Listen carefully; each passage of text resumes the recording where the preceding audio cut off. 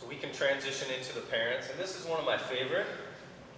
I believe that most coaches or athletic directors or principals or headmasters or whoever's in charge of the organization doesn't do enough of these. I think clearly laying out expectations for everyone is the way to go.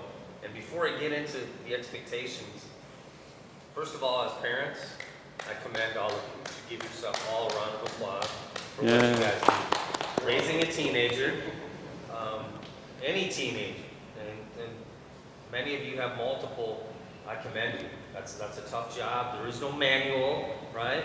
There is no manual how to raise kids, and I never had any children, but I know how I was, and I know I took my mother and father through the ringer, and I know they never gave up, and I know they exceeded expectations, and I know they sacrificed. And for me, that's pretty special. And I tell them, father passed away close to 2 years ago. Mother's still alive, but I cherish that to the rest of my time on this earth. So what you guys do is special, and you guys are force multipliers. I mean, I look back at some of the things I accomplished on the field, on the court. Of course, I put in hard work, but I truly believe we're because of my parents and because of God. You guys are force multipliers. I mean, I look back at just some of the things I did and go, man, all I can think about is making my mother and father proud. So I'm sure these very young, mature, and I told you a couple of these very young, mature, I've worked with a lot of youth, thousands for 30 years. This is probably the most cerebral and mature kids that I've worked with. So I commend you guys for being good parents, and I commend you guys for supporting. A lot of parents are probably at home sleeping or shopping or watching football or getting ready for Christmas, whatever. So I commend you guys for coming down here. So it takes an army, it takes a community to raise a teenager. So for that, you guys are on the right track. And so we'll segue into expectations. Again, I am not telling you how to raise your child. I always have to start that off because sometimes people get a little defensive. I don't have any children. I'm definitely not an expert, although I've studied youth development and I was a physical education teacher, so I do know how the youth develop cognitively. But again, I don't have any children. You guys are the experts. So, as I told you guys earlier, I never had any challenges like a lot of my other colleagues did with just crazy parents and helicopter parents. Like, I never had that. And I think part of it was my transparency. And I think my transparency in terms of how much I respected a parent, right? I would rather have a parent be very, very, very boisterous and supportive than to do nothing, right? I would rather have that person maybe a little overbearing than the person that does nothing. And so I've always made it a point to tell how much I appreciate it. And I think once you lay that down and they understand where RandyBehr and my philosophy is coming, I think that opens up, and I think parents see that, right? And so, number one, you know, my expectation, your expectation of me should be that when your son or daughter shows up to the basketball court, to the track, to the baseball, softball field, to the swimming pool, the football, is that I'm going to take care of your son or daughter, right? That's the least that I should give you. And I think, and that just doesn't happen day one, but as you become comfortable with the coaches, you will see it. And I think that lends itself, again, I'm not patting myself on the back. I learned from far smarter people than I did. But when I show the parents that that's my number one goal, I think that you're onto something, right? You're onto something, because really it's got nothing to do with that silly little ball out there. We're trying to teach them life skills. So that's the first thing as a coach I try to pass off.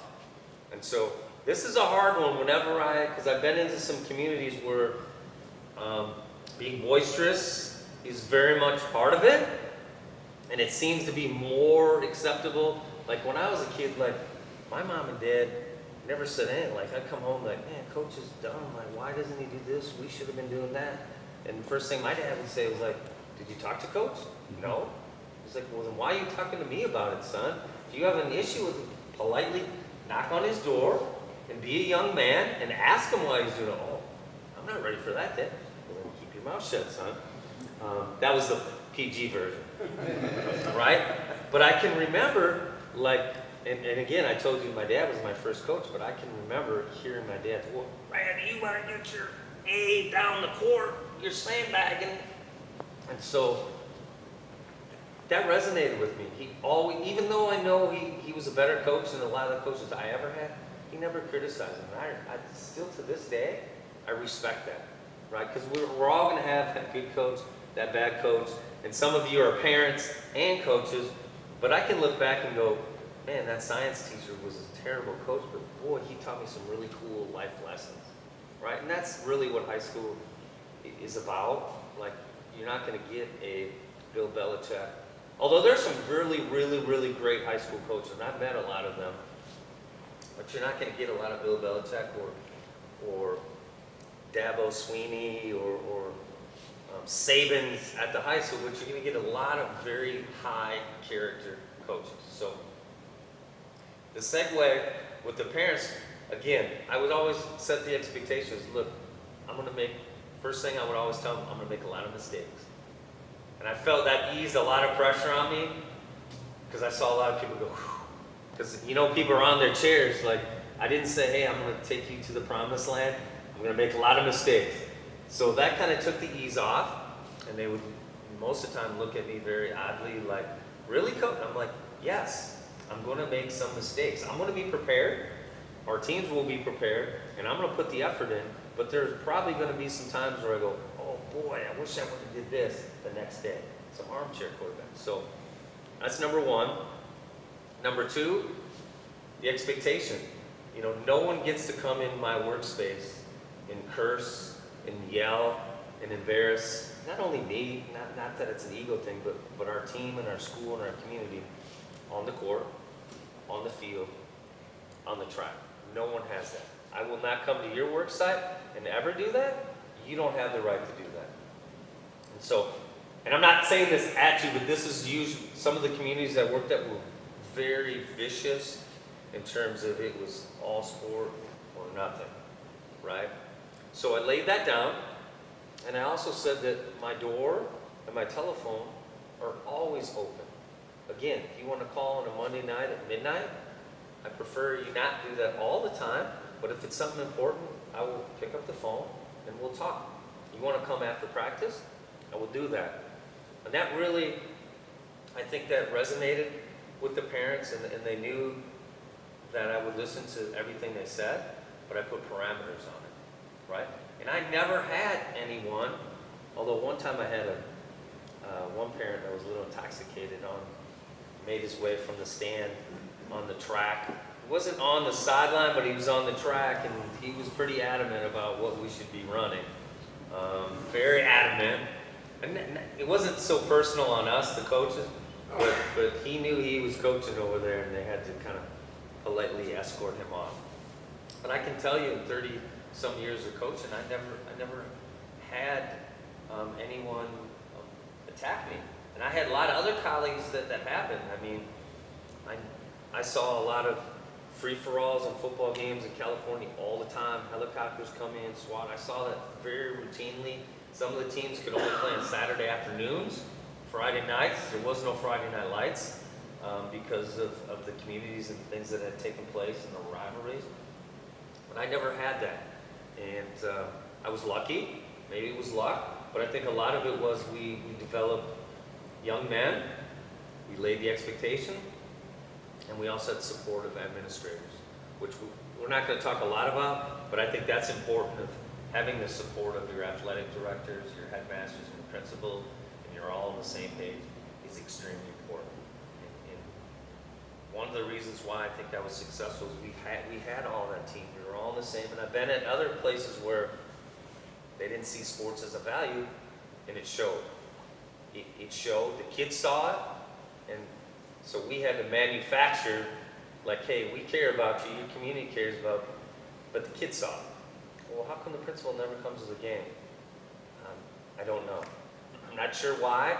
So having a team on the same page is also a good thing. So laying the expectations, I think as a parent, you guys are there.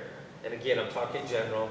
Don't internalize, don't get personal, but I think just being there for your kids is important, right? Sometimes you don't have to do anything, but just telling them, hey, look, yeah, you can go out for football, volleyball, basketball, baseball. I think that sets the tone, number one. Number two, you guys doing club, traveling all over the country to do that. I think that sets a standard and a precedent.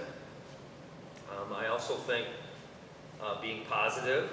I mean, yeah, this is your child, but I think sometimes it can be toxic when you have that overbearing. I mean, think about it. And I had some parents. My friend's mother was just god awful, and still to this day he talks about it. He's like, yeah, it was so embarrassing. My mother, she was always the loudest. She always had this screechy voice, Stevie, and like we still talk about it. I'm 52. We talk about 45. Now, I'm not saying you can't do that. I'm not saying you can't cheer. I'm not saying that. But remember, on the other side of this, these are young, impressionable, and sometimes, especially as young men, we get a little embarrassed by being singled out, right? I'm not saying it's bad, but I'm just saying remember what you do. And I know a couple times my dad said, I was like, Dad, man, you just embarrassed me in front of the whole world. Son, it wasn't the whole world.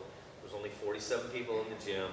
47 people I embarrassed. Deal with it, Randy. But they're impressionable, right? Now, if it's cheering, yeah, no problem. But if you're like, you suck, how can you miss that?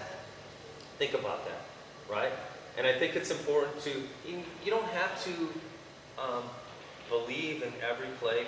Because again, I know I made mistakes out there, and I know some of the coaches I work made mistakes. But, I can't tell you from a coach's perspective, and I'm sure Jack, how it makes you feel when you're supported. Like, it is proud to know that your parents support you, they respect you, and you don't have to agree with every philosophy, like, well, geez, you should be running a spread offense rather than a run or a zone offense. Like, it doesn't mean you can't disagree, but I can't tell you how appreciative as a coach when I know the players respect and support me, the players, the faculty, and the community. That's when, as I said earlier, right? Extraordinary things happen to ordinary people. Okay. So those are some of the expectations that I lay out, and I've never really had an issue. If I came, or if the coach came to you guys, do you guys think those are appropriate, or do you think that's too invasive into your personal life? Would you guys have a problem with that? No problem? No problem. Is there anything more that you would like to see from your coach? Now, so we got double tangent here, but is there anything more that maybe as a parent that I'm not seeing, like you would want to see more from a coach? And just throw it out there. There's probably a lot of social issues going on now too. Probably would need to be addressed sometime. Yeah, I think, and that's part of team building. Yeah. The time and the place, probably not before practice, because it probably might go on, but, probably team dinners. Part of it, yeah. Team dinners. I grew up, I'm 64. I came up as a basketball player. And, basketball is predominantly a minority sport. I'm half Japanese. And it was, when I played, it was, Caucasian guys didn't like it, and minority community, I had to really prove myself. But once I did, it was like, it was a family then. Sure. But now it just seems like the whole social thing has gotten, good thing about sports and team athletics is, that's your brother, that's your sister, that's, you don't see a color line, you don't see anything anymore. And I totally agree with you. I think that's what makes athletes special. I mean, athletes are extremely special, and athletes are very successful. And I know we talked to some of you guys. I mean, if Bill Belichick was in the business world, he'd be CEO of Delta Airlines, he'd be CEO of a business company. And I'm very confident. Nick Saban, and there's a bunch of them because of their organization, because of their leadership, because of their their structure, they would be very successful. So I hold athletes to higher standards, but at the same token, yeah, I mean, team dinners, or I'm sure these folks have conversations, and you could even do it in the locker room. I would make sure you would have depending upon where you were in the country, make sure you maybe had a moderator, the coach, just to kind of keep it, depending upon your team, right? You will know your team, like, when this guy talks to this kid, we're going to have some fire and ice here. So, yeah, that's always a good thing, and that's part of team building, of getting to know what makes Rick click, like how I grew up, how Josh grew up, how you guys grew up, 100%. 100%. Yes, sir. Oh, I did. Oh, I thought I was just, you're itching. Sorry. Anything else as a parent that you would like to see the coach address? And maybe you're like, well, man, yeah, I know they're playing a sport, but man, I really wish this would happen during the process. Yes, ma'am. I like for my kids to be able to have something makes it better, because they have to be drunk. So, sometimes in that practice, I see them on the sidelines, I see booked as a need or something, and I want the coach to say, hey, here's the So a supportive mother who has high expectations. Good. And they're men. I want them to be strong men. Sure.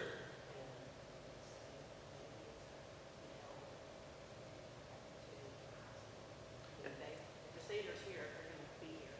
And I want the senior here. And that makes sense. I mean, that makes sense as long as there's no serious injury, right? But There's a difference, and I try to tell them, are you hurt? Are you injured? you're absolutely correct. So, and nothing wrong with that.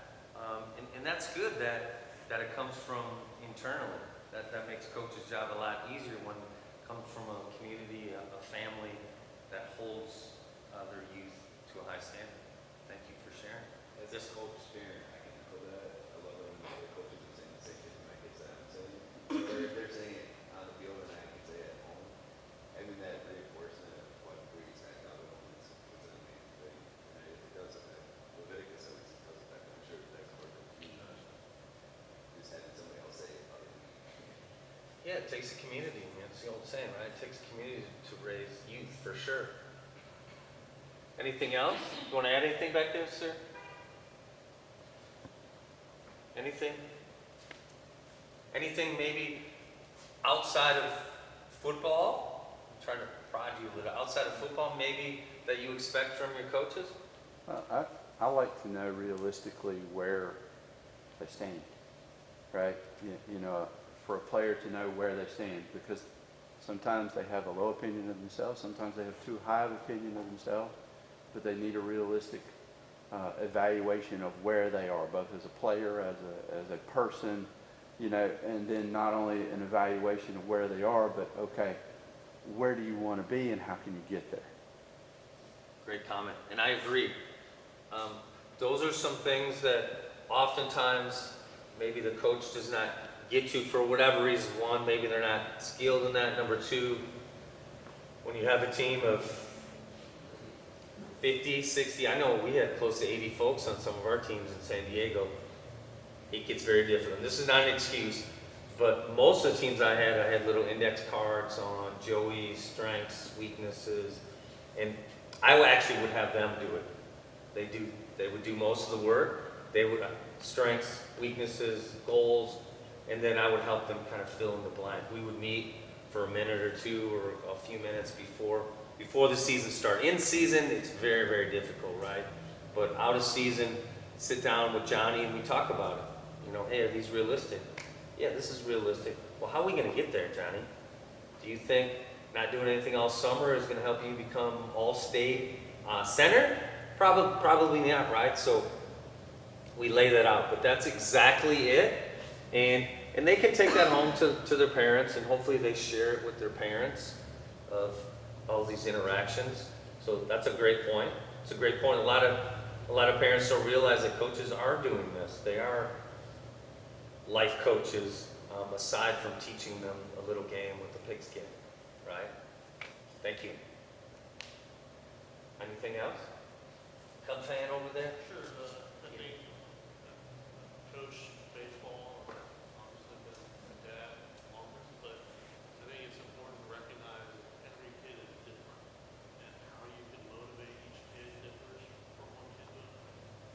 Some kids are their own worst critic, so maybe they don't need more criticism on top of that. They recognize that they've not done something correctly. But it's just kind of tapping into different techniques from different children. Amen. You're 100%, and there's no cookie cutter training programs. They're individualizations. Yeah, of course you have systems, but within your systems you have individuals, and that goes down to how we learn. I think I was fortunate because I grew up, I learned how to coach from teaching PE. People weren't coming to PE because they liked RandyBehr. They were coming to PE because they had to, right? We had to do a lot of different motor skills, badminton, lifting, running, tennis, like just a lot of different motor skills. So I really had to sharpen my coaching skills. Not like sport, like they come because they need me, because I'm the coach. But PE, I really learned how to teach and coach and how people learn, right? Audio, some people, I'm not this, but some people I can tell them, hey, look, I need you to open up at 3 o'clock, right?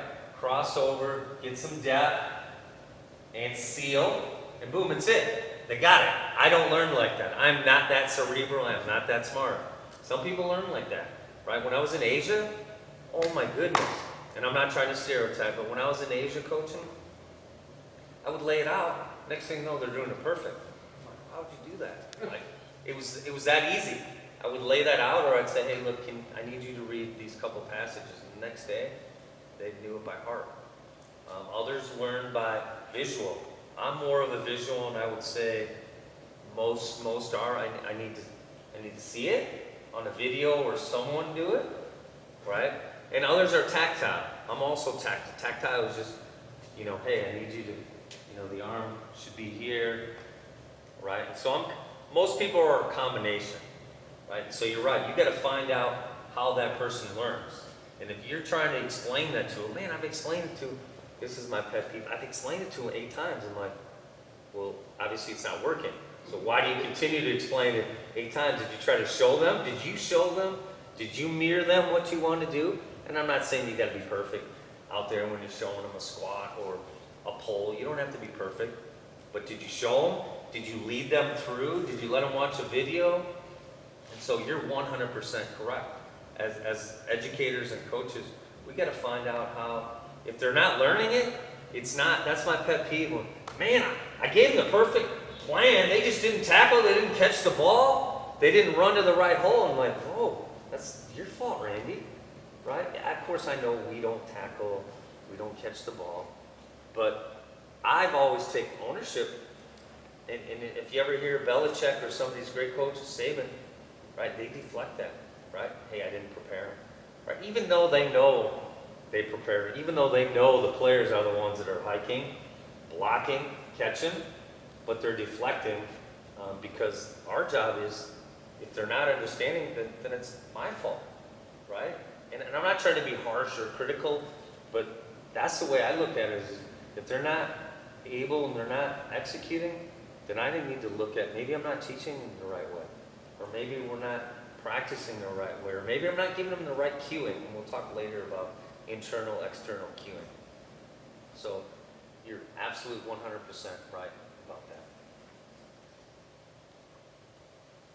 Any others want to add? Anything else you want to see out of your coach? You want to see your coach trying to get you your son or daughter scholarships? You think that's important? Yeah, and that's changed over the course. When I grew up playing, there wasn't a ton of that. There wasn't a ton of that. It was kind of like every man or woman kind of for themselves, and the coaches would come. But now it's become mainstream.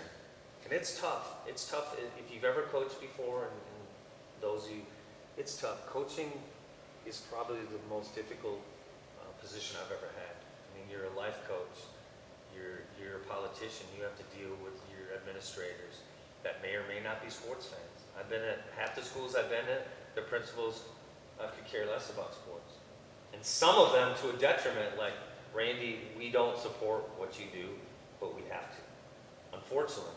So it's a different ball game out there, and we're asked to do a lot of things. And now we're asked to get Johnny Boy, and let's say you're coaching multiple sports. You know, I had 200 athletes, or 300 or 400 athletes a year. You know, track also was well over 100 kids at San Diego. Football, we always had about 100 kids. You know, basketball's a smaller squad, you know, 12. But it becomes difficult. How can I win games? How can I teach them life skills? How can I keep them in school getting good grades and do the off season and raise my family and do my job and, oh, by the way, get them to the next level? It's important, but it is hard. I can tell you, parents, it is very, very hard. And I do believe that that is our job, but it's extremely difficult to make that connection. Now we got social media and all that, and we've got the portals and we've got all that, which kind of makes it easier, but it also makes it a little bit more difficult. So I can tell you, parents, if you think that maybe that's not happening, I can tell you, at least from my perspective, that these coaches care about that, but oftentimes the priority has to be with the team and with the school. And I'm not saying that's not important, and maybe that's not the answer you want, but I can tell you in the back of their minds, it's very, very important to get these kids to another level. And they would never, ever stop that. And I would take it even further. Look, if your son or daughter is a good athlete and a good student, coaches will find them, right? When I grew up, we didn't have social media, but I knew I could get on the phone and call to New York, to Florida, or North Dakota, or Wisconsin. Hey, I got this kid. He can play. Maybe not D1, but he can play somewhere. Well, we don't have any scholarships availability. We have a 3-year returner, but I know a guy down in Wisconsin. And so, if your son or daughter can play, coach will find them. I promise you. And there's another myth. Well, the team was terrible. They won 1 game. That does not matter. You could win 0 games over 4 years. If you're a good athlete, coaches will find you at the collegiate level. And I would take that even further as, man, I'd rather have a great athlete on a losing squad than a kid on a 3-time state championship, but he was just an average player, if that makes sense, right? I know a lot of times kids get caught up of, I would rather be playing on a terrible team than on a state caliber team or a national championship and not playing. That's me personally. I think it gives them an opportunity to show character. Of course. Of course, it's easy to be a winner on a winning team, right? It's easy to do the right thing. But it's hard to get to practice and do the right thing when you're not winning. And it seems like the hard work you're doing, the effort, doesn't matter. It does, but it's hard to do. So that's valid. And I can tell you, and there's ways I can help you guys. You can email me. I know coaches, there's ways to get your son or daughter. And of course, you know, you got Huddle and you've got all these extra systems that you can put your videos together. And I'm sure the coaches would help you, and I can help you as well. Thank you. Anything else?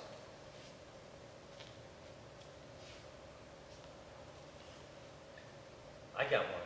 I don't know if it's prevalent at your school, but do you have coaches telling your son or daughter, and the reason I say this is because I know it happens, saying, oh, you got to play basketball with me all year round. If you don't do club basketball with me, you're not going to make the varsity team. Or replace that with, if you don't swim with me, if you don't do volleyball with me, if you don't do off-season football or play baseball, travel ball.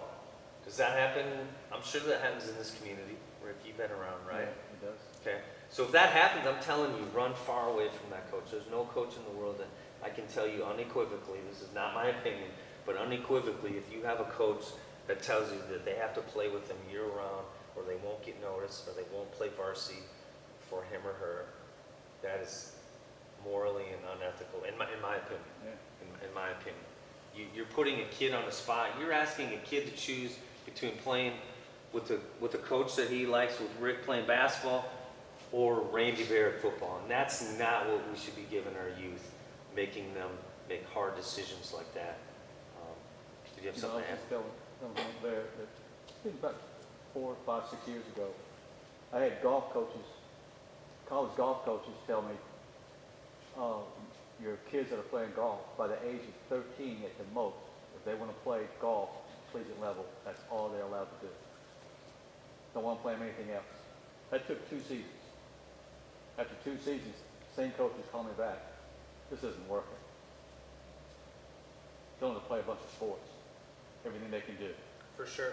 I mean, it took the college coaches 2 seasons to realize we made a mistake. And it's even more than that, Rick. You're absolutely Yeah. right. It's more than that. But just think of it from a moral and ethical, because you're asking a young, impressionable, We're talking 12, 13-year-old kid.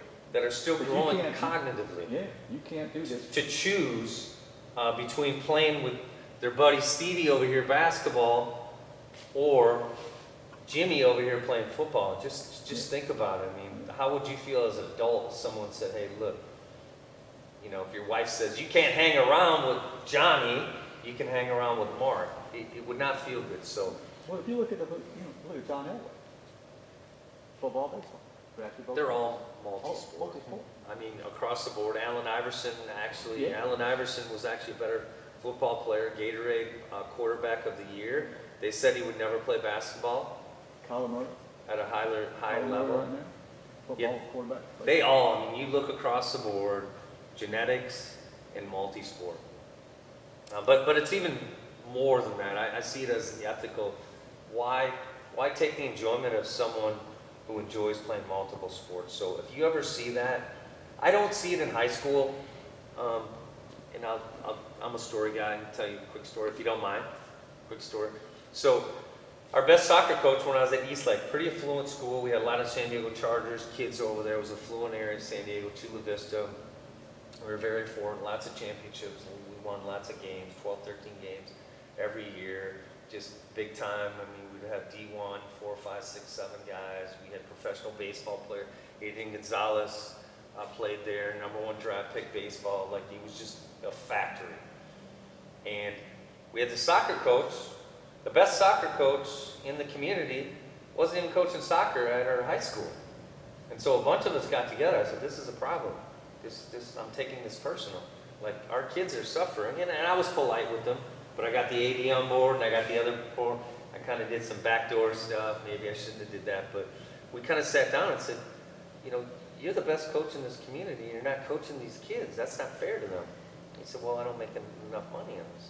Okay, well, I got it. I can't dispute that fact. And he was making so much money coaching club. He had 30, 40, 50 kids, you know, a couple $100 pop per month, right? So added up. He was making more club coach than he was teaching at the high school.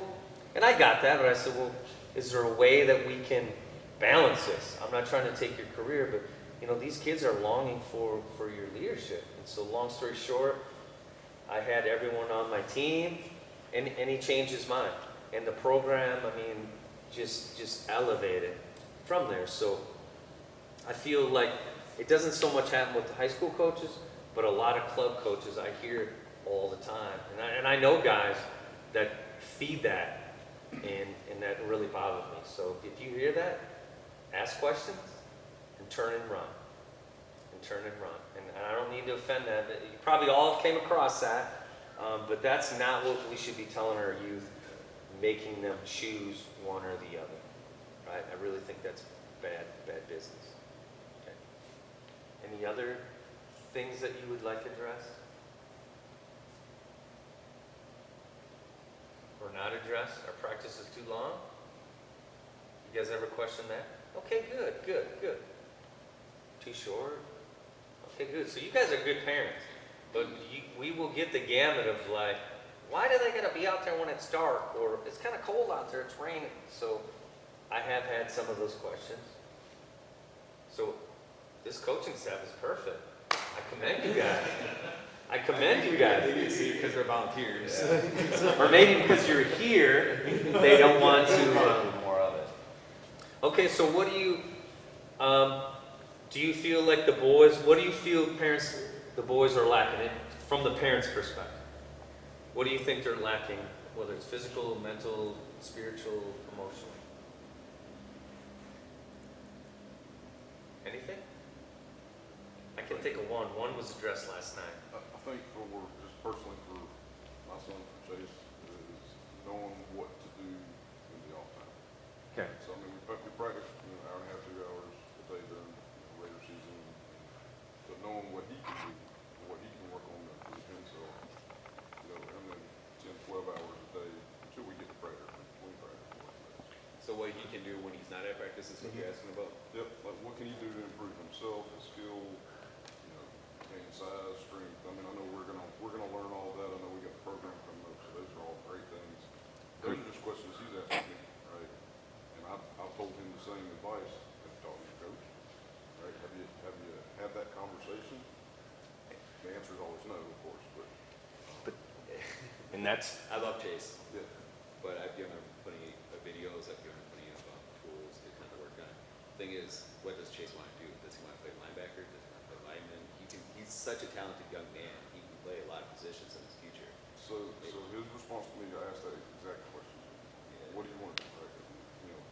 The year before last was his first year ever playing football in his whole. wow. Right, never wanted, never even considered. His thing was baseball. He loved baseball. Well- He's an outstanding, talented young man who has a lot of speed, a lot of agility, and he can build strength. And his mentality, like his running downhill mentality, it's going to build him up to be a really solid football player. The thing is, if he wants to spend his energy trying to become a better defensive end, he needs to work on his first steps, right? If he wants to be a better at linebacker, he needs to start learning how to read offensive lines. He needs to start learning how to read an offense. He needs to spend more time studying it. If he wants to be a good running back, he needs to get in the gym. He needs to start building those legs up, but also the agility workouts and the speed workouts. So, I mean, it just comes down to what is his goal. And that was the question I asked him was, what do you want?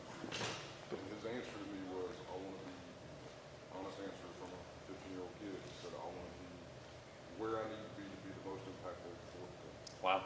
Right? So, I don't think he cares, to be honest with you.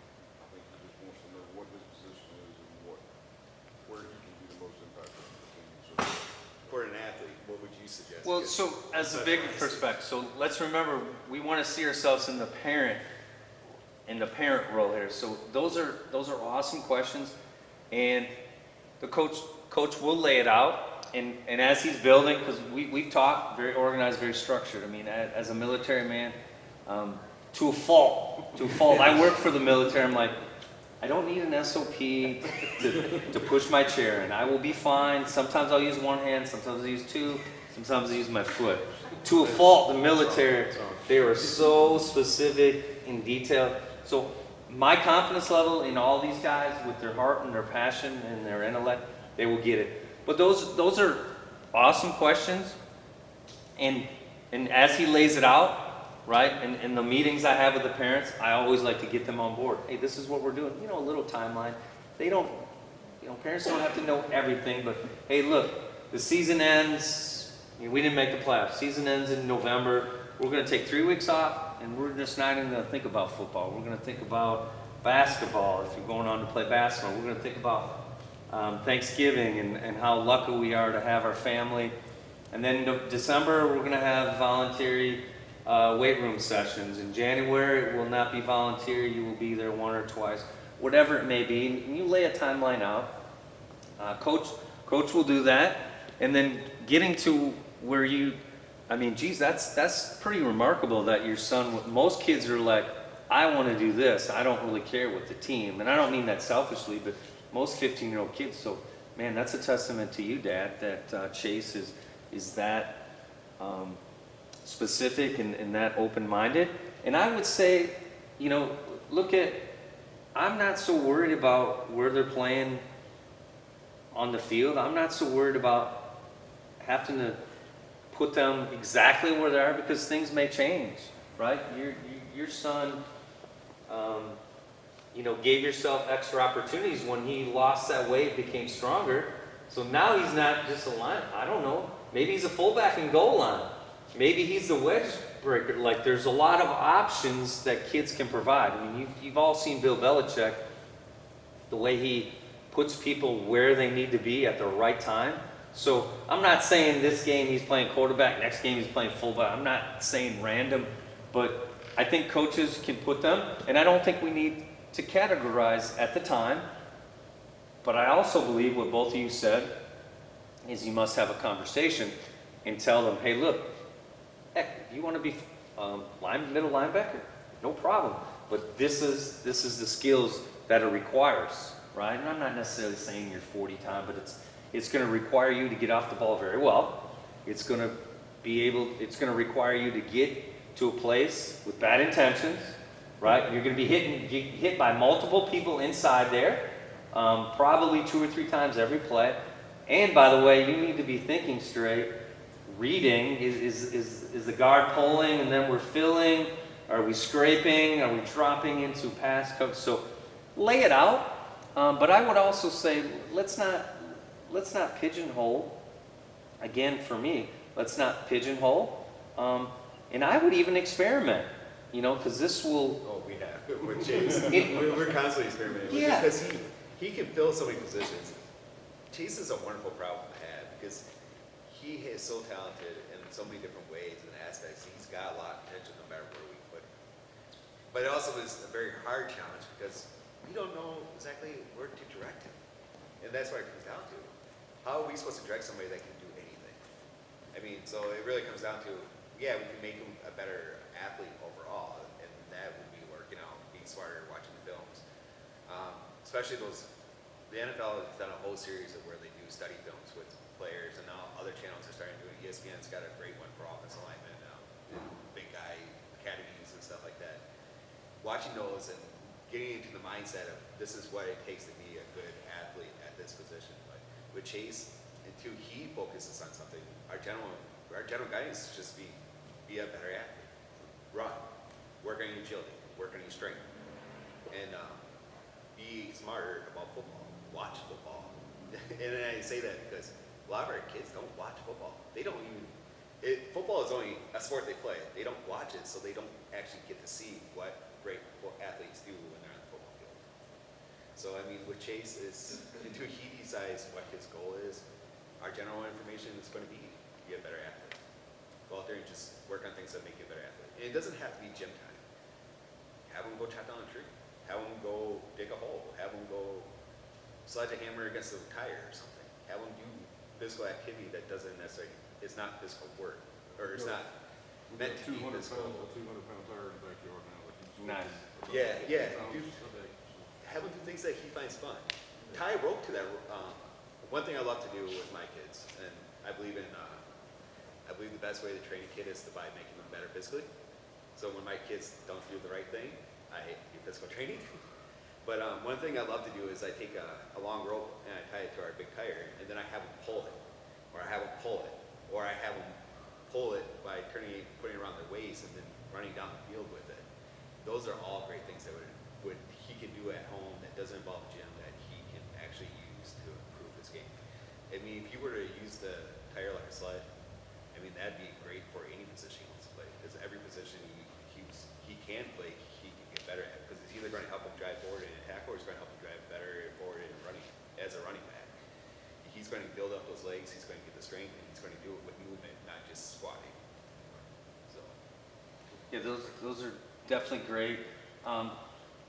But I do believe you should mirror them up because there's a way to put them together, and so coach will lay out an off season for sure, and kind of give you guys some knowledge because doing it every day is probably not the best thing, but yeah, and I think you'll find a way. How old? Chase is 15, so that's sophomore. Yeah, he's going. Okay, so yeah, there's a lot of growth, and I would say you don't have to. I wouldn't say he had to pick where he has to play on the field. Coaches will find where. I would just say, hey, practice hard, get smart, run fast, get strong, and we'll put you in the place to be successful. Don't have him worrying about that, because that's really immaterial. Because maybe on goal line, he's playing nose on defense. Maybe on goal line, he's carrying the ball. Maybe he's just a tackle during your base defense, or there's a lot of different things. So don't let him get too wrapped up. Just say, hey, look, just become a better football player, and the coaches will find a place for him to be successful. But that's a good problem. Not a lot of kids are able to go from the first level to linebacker, and definitely not to the third level. So, yes, ma'am. So you were talking about what we see in the boys or some mature areas, and I think Sean kind of said it earlier, is our boys are, with the exception of maybe like our seniors and stuff, they're a little bit soft, and Corbin. I didn't say that. Corbin's just Andrew waiting to have the an answer. upperclassmen, they definitely have it down. Corbin touchdown probably. But otherwise, they're polite. They're homeschoolers. Sure. And homeschoolers tend to be raised to be just very polite and yes sir, and yes ma'am, and I'm speaking mostly for sweet Nathan. Where It's a good where do problem. we push that aggression on them? And that's a good problem, Sarah. Like in the grand scheme of things, that's a heck of a good problem to have. And you're right, we talk about there's some ways you can manufacture. Again, that goes back to what the gentleman up here said about knowing your players, right? Over the years, I've had guys that really like to get yelled at. Not many of them, but they really like to get yelled at. And I'm not a yeller, I'm more of an educator. But I would just yell, and then I would turn around and start laughing, like, what's the matter with this kid, man? Just for effect, right? So you got to find how you can kind of get under their skin. Some guys you can kind of use reverse psychology, like, boy, this guy on the other side of the ball is getting the best of you. And just walk away. Other guys you got to spell it out, like, why are you getting your butt kicked every play? Whatever it may be, we're not in to embarrass anyone, but find out what makes them tick, right? And you guys know, parents, you can help. Like, hey, Stevie really likes when I explain step by step of what I did wrong. So I think you can manufacture a little bit. There's some drills, the Oklahoma drill, and one-on-one competition will really raise a kid's ability to rise to that occasion, because it's one-on-one, and if you don't succeed, you walk away, I'm not going to say being a loser, but you walk away being number 2. So I think those are, you can put them in small situations. DBs, I never like to go full field with DBs. Number one, you're just going to get them hurt. The old school, I know when I was a DB, where I'm out here and the running back's there, and I got the fullback running on me full speed and the running back, and I can tell you that sucked. Because we did it over and over in practice, and then Friday I had to do it in a real game. It sucked, it hurt. I would prefer to do an open field tackle or do coverage and get an interception than to sit here, take on that fullback. I was 150 pounds, take on the fullback, it's over 200 pounds, run it as fast as you can, attack him with the outside arm, and then, oh, by the way, tackle the running back. So I think you can manufacture by, doing little box drills. With my DBs, I like to, Josh, you want to help me out? So, one of the first drills that I ever did with my guys, even at the varsity level, we'll go back to back. Okay. We'll go back to back. And so on the whistle, I'm defense, Josh is offense, he's got the ball, right? Josh is going to be going this way, and I'm going to tackle. On the whistle, we both turn around, and now I'm tackling. So there's no contact. But I'm teaching him, however you get him down, whether you grab a shoelace, whether you're grabbing a finger, whether you're grabbing an ear, your only job, and it's easy. Number one, it's an easy instruction. Number two, there's virtually no impact. And so kids get comfortable, and then you take it back to a step, right? You get some, then you take it back to a step. And I never really went more than 5 to 10 yards, because I thought the risk was not worth the investment, right?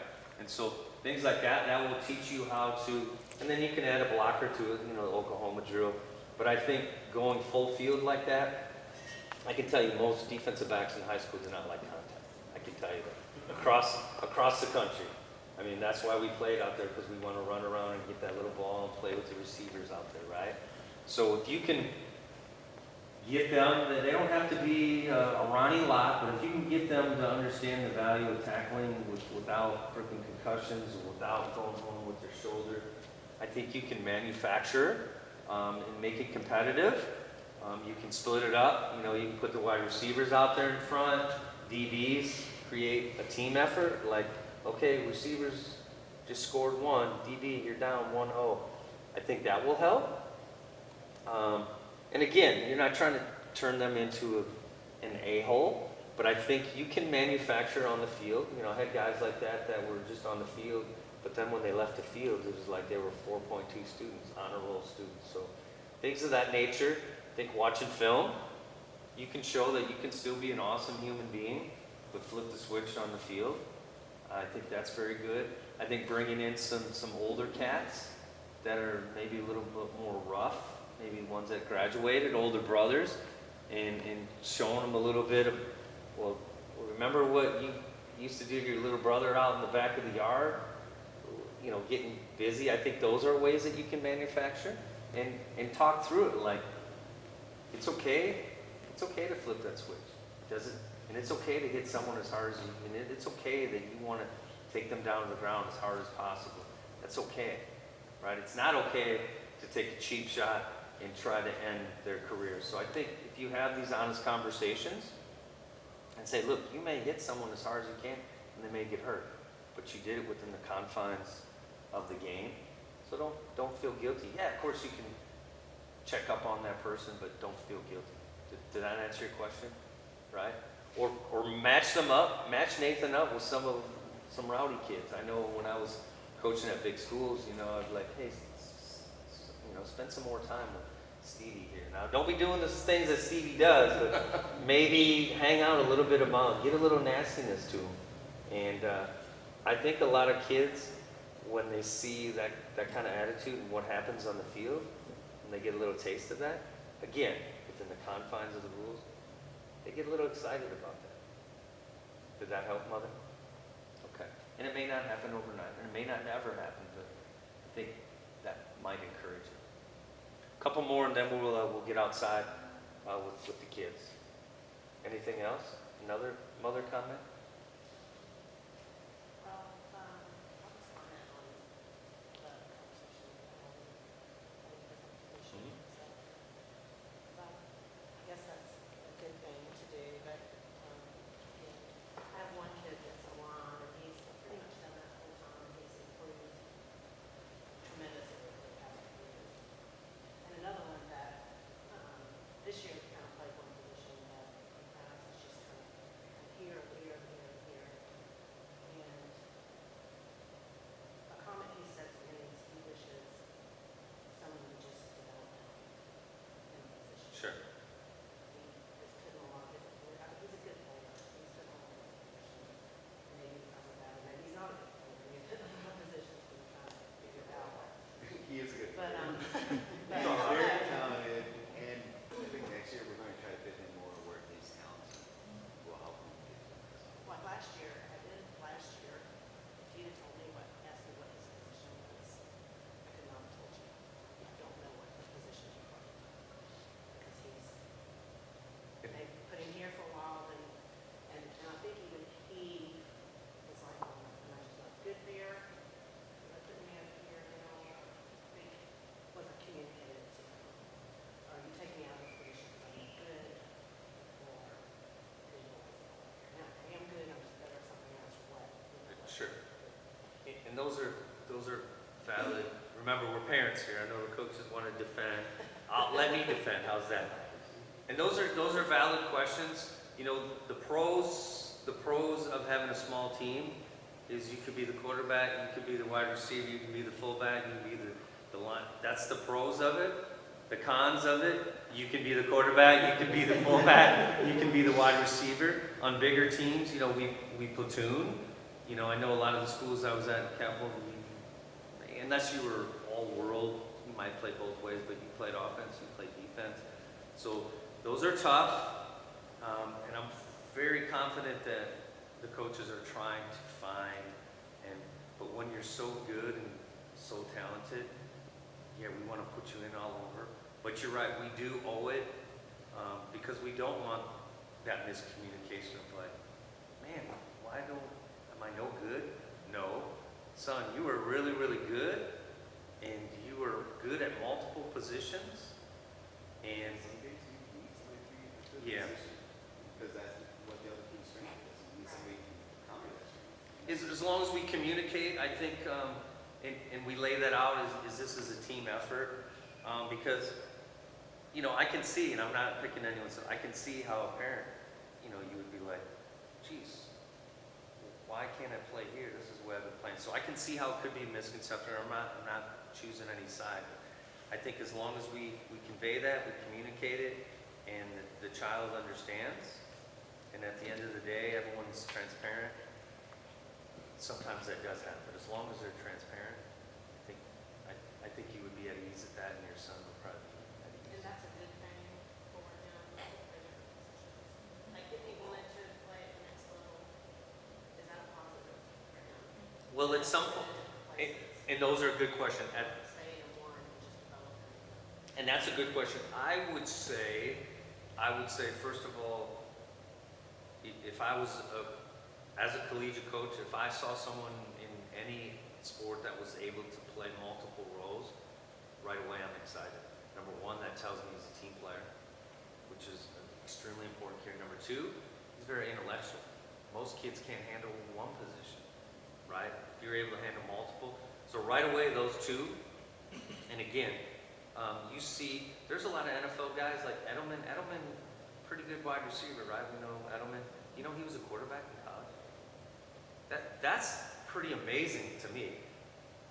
It makes sense because the quarterback is very cerebral and they're able to change. But what I'm saying is, a coach will find it. I wouldn't be too worried about like, oh geez, he was playing nose guard, but we need a defensive tackle or we need a fullback. Coaches will find physical characteristics, and oftentimes, you know, that's what we're looking at. Team player, cerebral, right, and physical characteristics. Can they run, they jump? And they will switch around. So I would not worry. Now, if he's not excelling at, that's when I might worry as a parent, like, well, wait a minute, man, he's moving all over the place, and he's not excelling. But if he's excelling, good on you, good on him, and good on the coaches. Well, I don't know if he was, I mean, and I think he understood, so. Well, That's they will. the thing too. That's part of him being overcritical on himself. Well, he's a Yeah, perfectionist so- for sure. Both your sons tend to be a little bit overcritical on themselves, and sometimes they mentally are inside their own head, but they're doing amazing. They are doing amazing. And that might be a case where, look, and again, I'm just throwing these out. Do not interpret. That might be a case, mother, where I've seen that because I've had that from others. Well, man, I just don't see how good my son is. Like, come here, man, sir, come to practice. Watch how well your kid is. Watch how great of a team player is. Watch how hardworking he is. Watch how much he's respected by the players. Watch how much he's respected.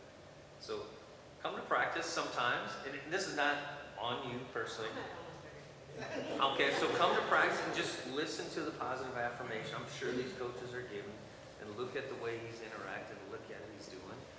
And then you might be able to help too with this confidence when you come home, like, son, what are you talking about? I saw you pancake 3 out of 4 plays. I saw you shed this blocker and tackle. Yeah, you missed 1 out of 10 plays, so you got a 90 out of 100. Well, that's an A where I come from, right? So you can affirm that. I know coaches are constantly doing that, but sometimes players may or may not believe their coach, right? Because we're coaches. So you can help with that too, Mother. Did that help? I think it's me. Because I do. They don't say it. Don't trust him. So, Sam doesn't believe me in that grade either. so watch film. Yeah. Film doesn't lie. Film. I think, because I do, because I, my papa did a great job. But But they tend to only hear the negative. even film study, you could take someone like Ethan or Sam, show them film, and they'll be like, yeah, that was great. Like, let's go to the next play. Oh, look how I missed that block. Or look how I missed that read. They're always looking for what they can do better, which is part of the great drive that they have. Is because they're It's a always good looking problem. for what they can do better. So when they see something good on film, or they see something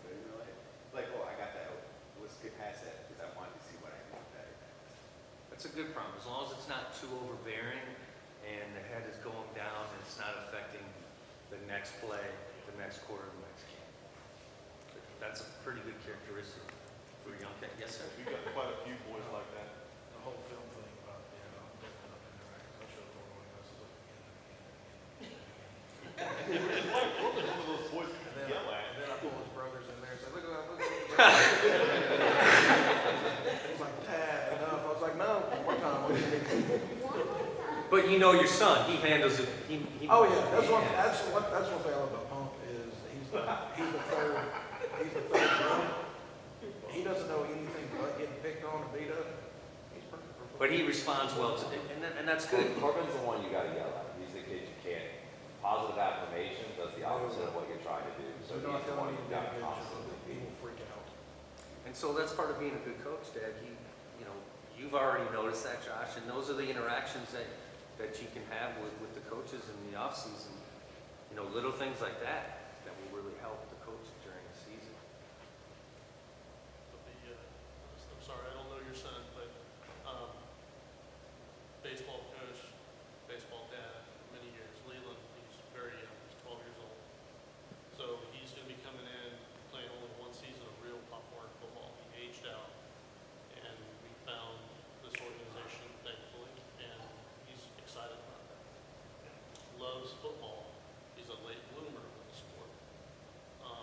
But I told him through and through for years in baseball, be a utility player.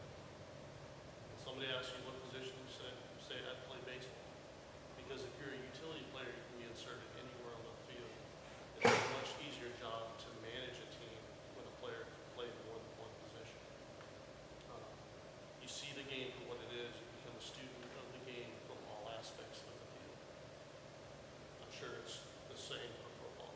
I didn't play competitive football, but it's the same principle. If you can insert a kid into multiple positions, and maybe they're not rock stars at either one of those positions, but they can take the field, carry out a task, they're invaluable to the team. I'll tell you right now, even among players that are not starters, our most valuable players are players like college. Scout anything. We're trying to coach against somebody who's really good at another team. We can have somebody that mimics those movements, those styles, someone who's smart enough to play that way. It really helps us a lot. So when your son's a player. One of the parents here, your son's not a starter. They can help to keep someone just by learning how to play all those positions and learning how to read how other players are reacting. And even if, I would say, even if you're not an expert, like you had mentioned, that speaks volumes to the coach. Like, hey, look, I don't know what I'm doing, coach, but anything you ask me to do, I will do. And think about that from an empowerment standpoint as a coach, when you can look left, because it's going to happen in all sports, especially in football. You're one play away from being a starter. Even 2 plays away, you're the third person. I'll tell you a quick little story. Augusta Prep, when we won the championship, I came in and I was this crazy, wild California coach and blah, blah, blah. And even though I wasn't from California, I was living there, but I was from the Midwest. I kept getting reps to my backup, my second and third. I was a defensive secondary coach. And the coach was like, man, why are you playing? He's a good coach. Coach Batchelor, one of the best coaches here in Georgia. He said, why are you putting all these guys? They're never going to see us. Coach, I have a plan, man. At some point, I'm going to need them. We're going to need them in the season. I don't know when, at some point. So I was putting them in, and not garbage time, not 20 seconds left in the game. I was putting them in the first quarter. I was cherry picking a little bit. I wasn't putting them in third and crucial downs where I knew they were going to throw. But I was putting them first and second where I knew was primarily run support early in the game. If something catastrophe happened, I knew we had a pretty good squad. We could bounce back and score. So we kept putting them in there, kept putting in there. And by the end of the season, triple overtime, we won private school championship up in Atlanta, triple overtime. Our backup cornerback comes up. The way taught him to come up, punch with one side, wrap with the other. Whoop, the ball scoop. Our other third, he scoops and scores. And I can tell you, neither one of these guys was very athletic. The one guy, Brandon, ended up going to MIT.